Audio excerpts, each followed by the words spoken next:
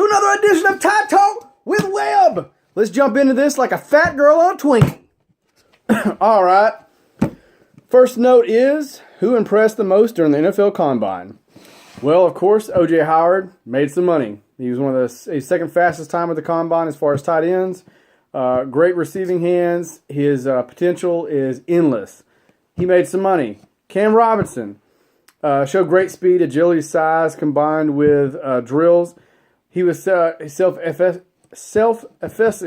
when honest about the arrest that was made a year ago. The only question about him is whether there's a guard or tackle in the NFL. Marlon Humphrey, we knew this guy was going to show out really good. Displayed track speed, outstanding ability, great size for his position, and maybe a project in NFL, but teams will take a chance on his talent. I don't think he's a project. I think he can go in and play. That's just me.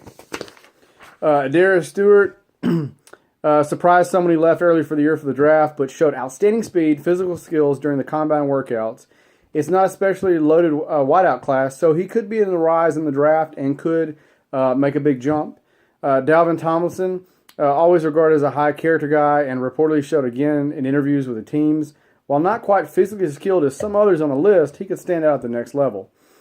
Guys that stayed the same, Ryan Anderson, shoulder injury prevented him from doing most drills and considered just an average athlete, so he didn't do a whole lot new.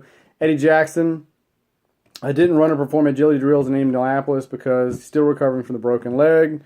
So teams are kind of so-so on him, but I think his all the film you can see on him speaks for itself. Okay, Reuben Foster lost some money. The biggest story of the Combine, Foster was dismissed following a bizarre incident with a hospital worker. So we got a quote of the day, or shall we say of the week, by Saban. This is one of the best zingers he's made in a while, and I'll tell you later. I think Reuben Foster, to me, didn't lose money. He just made a stupid decision. I think he's one of the best linebackers in the draft. Jonathan Allen, he had some issues with his arthritic shoulder, so I don't know really where he's going to go. There's questions about him. Tim Williams. Williams' admission he failed a few drug tests while in college didn't really help him a whole lot here. I still think he's a great outside linebacker and a great specialty guy, so hopefully he makes it good and teams overlook that. One story I thought was interesting this week, Clemson's players explain what it took to beat Alabama. Clemson scored the winning touchdowns, we all know, with 1 second left in Raymond James Stadiums with a clock on the left. Let me take that back. With 1 second left in Raymond James Stadium clock. I felt like there was a lot of issues in that game. I felt like we were on the field way too much. We did get tired, as evidence showed. But I think, like I said, the biggest factor to me, obviously, was a running back going down. If Scarborough hadn't gone down, I think the game would have turned out different, and I think we'd have won 2 in a row. When he went down so early, I think we could have, just with the points that we scored, I think we could have drug enough time out to win the game, and that was something that was lacking. Jalen Hurts was struggling, but the kid's 18 years old. But here's some other comments from things they said. They did hit the 500-yard mark against Alabama. Only this time it worked, because the first time they had about 500 yards, but we beat them. Several Clemson players referenced the cumulative impact of running 99 plays in Alabama's defense that was dominant most of the season. Okay, I'll give you that. At the beginning, they were flying around like crazy. Receiver Artavius Scott said, toward the end of the second, some of those tackles they would have made in the first half they didn't make. We saw that. And yes, I'm sure fatigue was a factor. Linebacker Ben Boulware said that what made the Clemson defense much easier, the Tigers actually played 99 snaps against the future Heisman Lamar Jackson and Louisville back in October. I really don't think that had any to do with it. He said it sucks in January at the Senior Bowl in Mobile. It's not fun at all when you're going against an offense like ours. It's very draining. So I'm grateful it's our offense doing it to them. That answers why Clemson managed 14 points in the first 3 quarters and 21 in the fourth. Yeah, I'll admit we had some issues in the fourth. The 2 final drives took minute 55 and 2 minutes off the clock, respectively, in quick strike possessions. So they weren't that quick. Like I said, with those two last drives, you take that minute 55 and 2 minutes respectively, which is almost 4 minutes. I'm telling you, we would have got at least 2 more minutes off the clock if we had Bo Scarborough. We're going to make some first downs. We may not have scored more than what we scored, but I'm telling you, we would have won the game, hands down. But I digress. That's what goes on in football. The final drive was successful. They used a fast break offense, Scott said. We did a 2-minute drill all the time, so we knew we had that much left that we could get it done and go score. They said the plan for attacking Alabama's offense was to keep the quarterback Jalen Hurts in the pocket. Everybody knew that. He was struggling throwing in the deep balls, so that's not like we didn't see that coming. Bower said Clemson used maybe 2 plays all game on defense, linebacker said.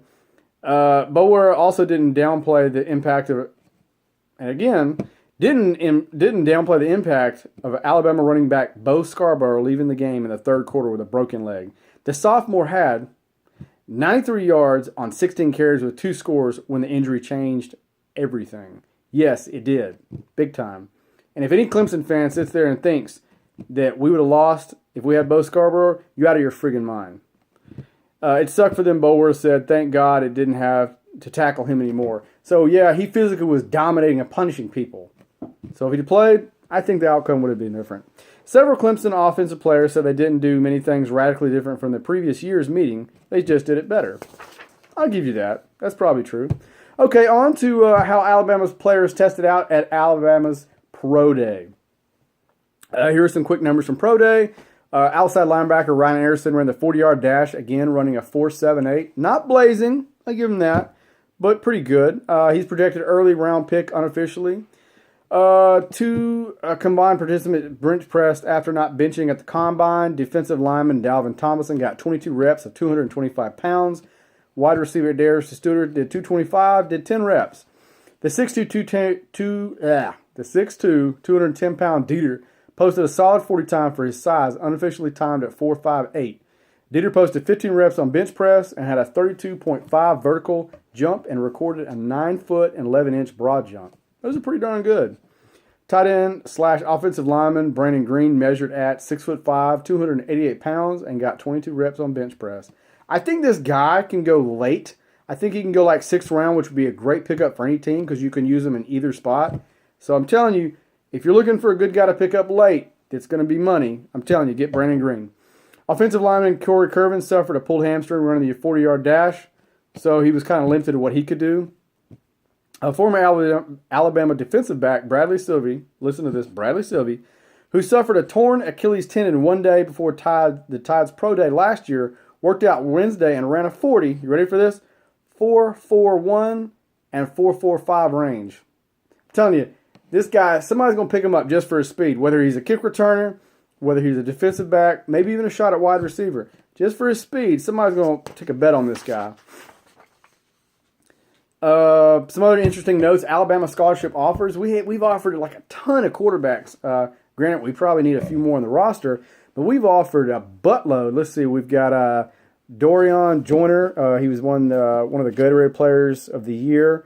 South Carolina Mr. Football. Dacron Joyner. We got Dorian Thompson Robinson of Las Vegas. We got Matt Corral, Long Beach, California. We offered. He's a USC commit. We also offered Jack Tuttle, Mission Hills, California. He's a Utah commit. Tanner McKee, Corona, California. He's uncommitted. And we also offered Emory Jones Franklin of Georgia. Emory Jones of Franklin, Georgia. He's an Ohio State commit. So we're really trying to pull this kid. I guess Saban sees something really big in him. Half these guys are dual threat, and the other half are, which is kind of interesting, pro style. So it's kind of interesting that mix that we're kind of going after right now. I don't think the offense is going to change a whole hell of a lot, but it's still neat to see the diversity we're kind of getting there. Here's an interesting story. Lane Kiffin talks Alabama, compares Nick Saban, Pete Carroll, and the Ferrari going off the cliff. The message the Florida Atlantic coach delivered when asked by Colin Cowherd took back time to Tuscaloosa offensive coordinator. He said, I always look at coaches and how they did when they compared to when they got there, Kiffin told Cowherd on Wednesday. You're getting paid to make a program better. I think that we did that. Basically, he just said we had just lost 2 games. the Iron Bowl with a kick, and then they got beat in the Sugar Bowl by Oklahoma pretty handily. So we're on a two-game losing streak on offense right now. I think he said that Saban was saying it's like a Ferrari going off the edge of a cliff. We need to change something. Very true. I felt the same way after those two games. I figured we were getting something was off with our offense and we needed to improve a little bit. It was nothing against coaches or anything like that. He was honest, going faster, more tempo, playing with teams a little bit more upbeat, and think that we did that, is what Kiffin was saying. Kiffin pointed out 3 straight SEC titles, 3 SEC Offensive Players of the Year, calling his time in Tuscaloosa with Saban a great marriage. Some people would say it's not. I think it was. For all intents and purposes, I wanted him to stay. He had an interesting tone, interesting mouth. I think he was doing a little Joey Freshwatering around Tuscaloosa. But all in all, I think it was a great marriage, and I really wish we could have seen what Sarkisian would have done. But, hey, welcome Brian Daboll. I think he's going to be great. But the marriage was better. The marriage was better than it was with USC coach Pete Carroll. I was working for 2 of the arguably best coaches in the 20 years of football, Kiffin said. 6 years with Coach Carroll and 3 with Coach Saban. Shoot, that's 9 years of the best education you can possibly get. I agree. That's amazing. They're polar opposites in the way they manage things, but why do they both win? They both have the philosophy, and they have it nailed. Both will tell you it doesn't happen overnight. It's a process. Saban said that over and over and over again. Okay, one interesting story I found on Brian Daboll. It kind of reiterates the point that I had been making in the past about some of his past, and a lot of people were worried. You know, he had several offensive coordinator jobs that maybe didn't pan out because every time he went somewhere, the whole staff got fired. But some interesting things. 99, Nick Saban wanted young Brian Daboll to follow him to Michigan, follow him from Michigan State to LSU. It didn't happen. At the time, Brian's new fiance really didn't want to move to Louisiana. So Brian more or less said, well, I really can't get down there. And Jerry Smith, Daboll's high school coach. What do you want to do? Saban asked him. He said, well, I'd like to go to the NFL, Daboll responded. So Saban made a call to Bill Belichick. And as we know, he vouched for Daboll, who ended up getting a job as a Patriots defensive assistant. 18 years later, the 41-year-old Daboll is going back to work with Saban at Alabama, which I think will be a great marriage.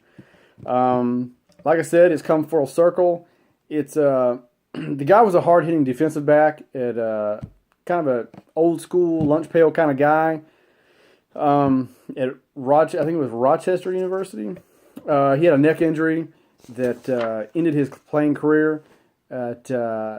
Basically, the doctor told him if you take one more hit, you're probably going to be paralyzed. So he had to quit. He kind of transitioned that and started being kind of an assistant coach, unpaid for the team after that. And a lot of the guys liked him. So Daboll got his first real coaching job, restricted earning coach at William & Mary in 1997. Before landing the job at Michigan State, Saban with the help of a high school classmate well known in the football coaching world. Some high schools are known for producing a lot of NFL talent. St. Francis in New York produces NFL coaches and executives, which is where Daboll went. Daboll went to high school with Rams Los Angeles manager Tom Telesco, Jaguars general manager Dave Caldwell, and former Indianapolis GM Colts Chris Polian, which a lot of people know that name's big name in the NFL, and the former Nevada head coach and current Notre Dame special teams coach Brian Polian, another guy that a lot of people know, big wide name. Brian Polian was first connected with Daboll and Saban after years as a graduate assistant at Michigan State under Saban. Polian landed a job as an assistant coach at Buffalo. Knowing Saban would need a new GA, Polian recommended Daboll. After 2 years at Michigan State, Saban made the call to Belichick, though Daboll wasn't hired until going through a challenging interview process that Belichick does for his whole staff. So a lot of NFL teams don't go that extensive, but Belichick is very meticulous in the way he does things, very professional. Brian, especially for just coming out of college, was very impressive from the start. The amount of research they said that he did for the preparation really stood out. And former assistant coach Eric Mangini said, who had been the head coach of the Cleveland Browns and New York Jets, it was very impressive, so we hired him on the spot. After 2 years helping Mangini with the secondary, Daboll was New England's wide receivers coach from 02 to 06. Mangini was hired to coach the Jets and took Daboll with him as a quarterback's coach. 2 years later, Daboll landed the first of 3 NFL offensive coordinator jobs after the Browns hired Mangini after the head coach in 09. One of the great assets is understanding what the defense is doing, Mangini said, and he said that Daboll broke it down where everybody understood it, so they knew what their job was, how critical, how this part and that part and these cogs work together. He said he was a great job at where he was just teaching what we were doing offensively, but it was helping the guys truly understand what the defense was doing and why the players were using the schemes they were using to attack the opposing team's defense. Still after the Jets acquired legendary quarterback Brett Favre, heading to Daboll's second ever season as quarterback coach, Smith joked with Daboll, so you're teaching him how to throw the ball finally? Because, for a lot of years, Favre had this whole sidearm gunslinger type deal that wasn't that effective, or it was effective, but it didn't look good, and it hurt timing and a lot of other things. Mangini deadpan, or was talking about how he discussing Daboll's lack of success as an NFL offensive coordinator. It's amazing how good a quarterback makes you that much better as a coach. And he's right. It makes a big difference. I mean, let's not forget that he was on some horrible teams, some horrible coaching staffs. He was also, let me reiterate it again, had Brady Quinn, Derek Anderson, Colt McCoy, a 35-year-old Jake Delhomme, Seneca Wallace, Matt Moore, Chad Henne, J.P. Losman, who the hell is that guy? And Matt Castle. Dude, that sounds like some dude's name on some, like, Hawaii Five-0. Actor Matt Castle. Like, he had a bunch of guys that were best scrubs, maybe third-string type quarterbacks in the NFL. And he had bad teams and not great talent around them. So, I think I said this to say that everybody has high marks on this guy. Everybody is really impressed with this guy. I mean, if you're thinking back when Daboll first got to New England, Mangini says, I remember being impressed that you couldn't kill him because of his work ethic. That hasn't changed. Like, his work ethic is grindstone constantly, like Saban is. Like, Saban is the same way. Everybody on Saban's staff is the same way. Those who knew Alabama's new offensive coordinator described him as passionate and incredibly detailed and a tireless worker, which you have to be all of those things to work at Alabama and for Saban's staff. What always impressed me is whenever I'm gone in to get an answer to was really well done, and then he's bringing up the next level of information, the next level of preparation that Mangini said. That was every day. And the quarterbacks really loved him because those guys wanted as much information as possible to attack their opponent. Those guys wanted to drill down deeper. These guys wanted to gain an edge, and Brian gives them that opportunity to do that. And if one of those guys has a question or something, Brian is going to get it. Is quoted, or the alternatives quoted by Eric Mangini. So I said that to say this. I think the guy is a great fit. Even Mangini said, I think that there's a great situation for him, and I think it's a great situation for Alabama as well. I think it's going to be a good marriage. So I could be wrong, but you know what? I'm only wrong like 1% of the time. So yeah, take it to the bank, baby. Take it to the bank. Real quick, my last thing, I'll let you guys get out of here. Thank you for watching, but this is one of the funniest things. Saban has some great quotes. I actually need to do a video on some of Saban's best quotes, but this is one of the best quotes talking about Reuben Foster. He said, and I quote, "We never had issues with him," Saban said. "He's always been a great leader, a great signal caller. On defense, he's bright. He's always been a great team guy and really well liked by his teammates. If you're looking for a good teammate to be in your team, Reuben's very, very good guy. If you're looking for somebody to be a candy striper and to be nice to everyone at the hospital, maybe not." Anyway, I'm out. God bless. Have a great week. Hope all your Roll Tide dreams come true. Yeah.